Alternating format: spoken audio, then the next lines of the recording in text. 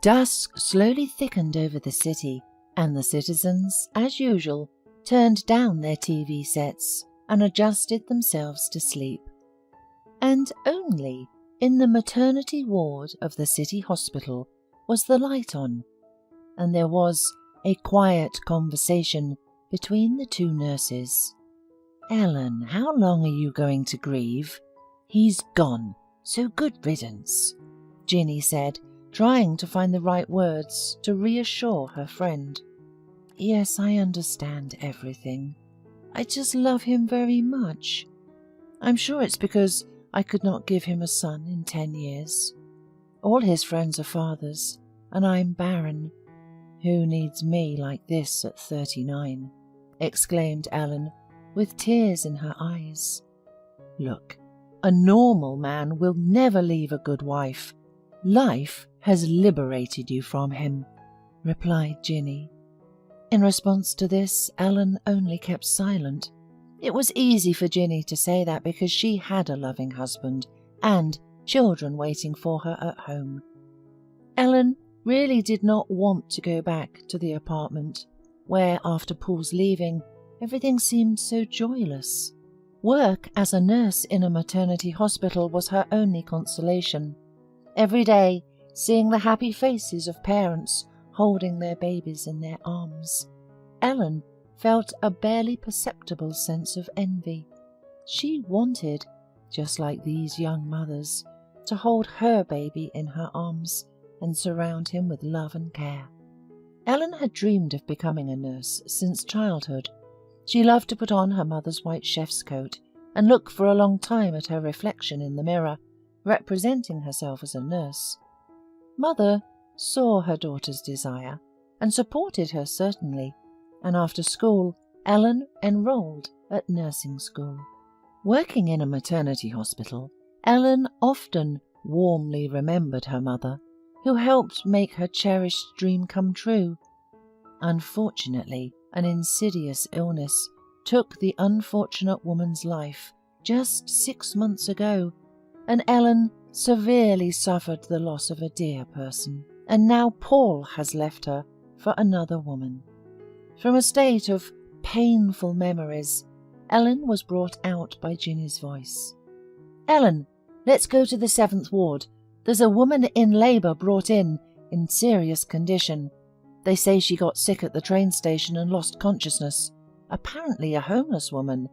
Her belly is huge. Maybe she has twins. I feel a difficult delivery is ahead of us."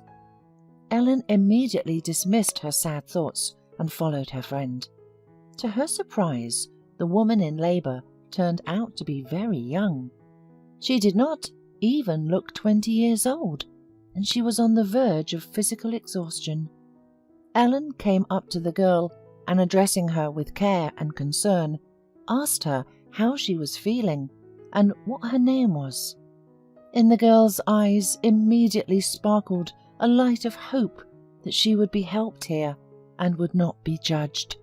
Her name was Sandra, but to learn more, Ellen never could.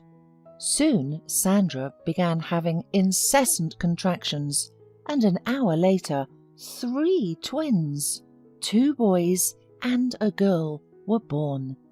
The doctor, who heads the department, wiping his forehead with a damp napkin, tiredly muttered, "This is unbelievable, colleagues. In my practice, this is the first such case. Only the girl didn't look happy at all.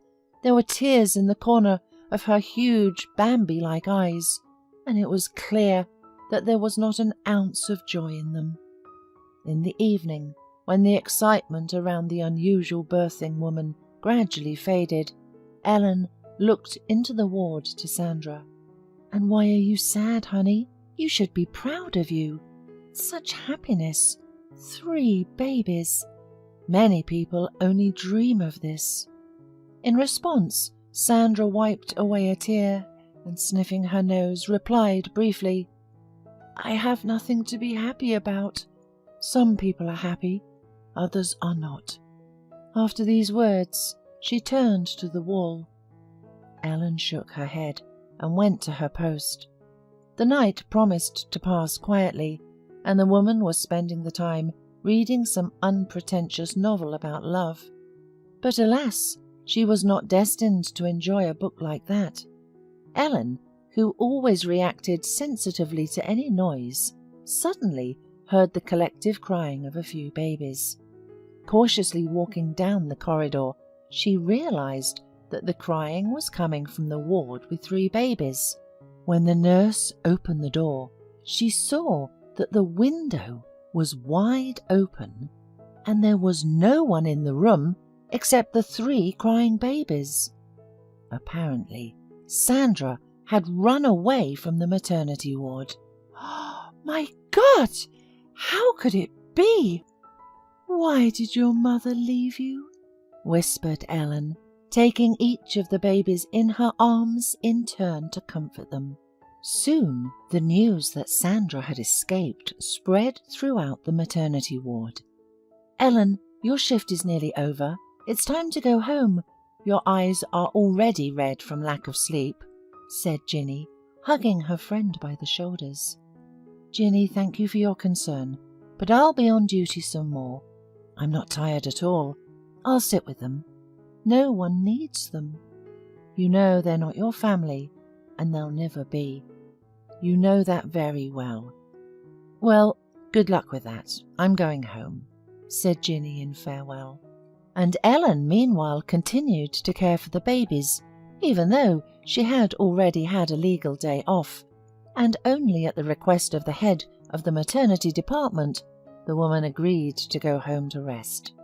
But instead of resting, Ellen went to the guardianship office to find out about her chances of adopting a baby. "Don't get us wrong, but we cannot grant your request. Your marital status does not allow us to give you 3 children to raise. You are divorced, and a nurse's salary would hardly allow you to provide for such a large family. Improve your living, family, and financial conditions, and then submit your application for adoption. The children will stay in an orphanage for now," said the child welfare officer. In frustration, Ellen went home. Such injustice could not be imagined in her mind. That day, Ellen was crying until the evening. The bitterness of being separated from the babies squeezed her heart, causing unbearable heartache. Imperceptibly, rustling the pages of a tear-off calendar, 3 months flew by. All this time, Ginny had been dissuading her friend from trying to get custody of the babies. "Ellen, please, come to your senses. Why do you need such a burden on your neck? 3 children are very heavy. You should arrange your life. But you're trying to arrange others." "You don't understand, Ginny. I love them, and I feel like they're family to me, and I have enough time to fix my personal life," confidently answered Ellen, who had been visiting the kids at the orphanage on weekends all this time. Once, on her way home from work, Ellen saw Sandra. She seemed tired and exhausted, which made her look a few years older. At first, Ellen intended to just walk by, but then, nevertheless, she approached the negligent mother and said, "Hello, I see that you do not even suffer from conscience. How is it possible to abandon your children and live on your own, as if it has nothing to do with you?" In respect, the girl lowered her eyes and, wiping away the flood of tears, said, "You see, I came to the capital from the provinces. I was 18. I was promised a job as a maid in a hotel, but they tricked me into working in... I got pregnant by a client, and they threw me out. No place to live, no money. I wanted to end my life, and I couldn't. I am weak-willed." "Do you have any relatives?" asked Ellen, shocked by the girl's confession. "No one. I'm an orphan," answered Sandra, and burst into tears. All right, sweetheart, stop it. Come with me. Stop wandering the streets, or you'll get in trouble," offered Ellen, taking the girl by the hand. Already at home over a cup of tea, she told Sandra that the babies were named Thomas, Molly and Greg. "Are they really doing well?" the girl asked hopefully. "Yes, and I visit them from time to time," replied Ellen, who heard in the girl's voice notes of care and longing for the children. The next day, Ellen helped Sandra find a job. One of her friends worked in a supermarket and had long complained that it did not have enough cashiers in the sales area. Sandra, upon hearing this, happily jumped at the offer. "There you go, honey. See? Life is getting better little by little. Now we have to think hard about how to get the kids back," said Ellen, smiling. This time, before going to the guardianship, the woman prepared more thoroughly. She took references from her workplace and data on income. She did not forget to consult a lawyer so that she knew all the ins and outs of applying for guardianship. The guardianship service was very surprised to see Ellen for the second time, but now the woman's paperwork was flawless and her petition was approved. So, thanks to her persistence and perseverance, after a month or so, Ellen and Sandra were able to take the children out of the orphanage. Since they worked in shifts, they took turns caring for the children, filling in for each other. Time passed quickly. Before the happy women could look back, the year flew by. Sandra had already adapted to the work in the supermarket and was considered one of the best salespersons. Ellen, as before, worked in the maternity ward, helping women in labour. But only now she found meaning in her life. If before she used to come home from work to an empty apartment, now she was greeted by the cheerful hubbub and joyful laughter of children. Of course, without a loved one near, happiness could not be considered complete, but Ellen preferred not to dwell on it. As for Sandra, a pleasant young man appeared in her life. Modest girl rarely talked about him, but Ellen knew that his name was Edward, and he was a security guard at the same supermarket where Sandra worked. Their relationship developed gradually. At first, it was just shy mutual glances and smiles, but over time it came down to a first date. More than anything, Sandra was afraid that Edward, upon hearing that she was a mother of 3, would leave her. But the man, to his credit, was very decent, and he was not embarrassed by the 3 children of his beloved girlfriend. As it turned out, the guy was raised by his father, and for most of his childhood he grew up without his mother. "Are you in love, Sandra?" asked Ellen. "I am. You know, he's so nice, and he asked me to marry him. We've already set the date. It's just going to be a ceremony with friends, and then we're going to celebrate at a restaurant." "Wow, that's news! Well done.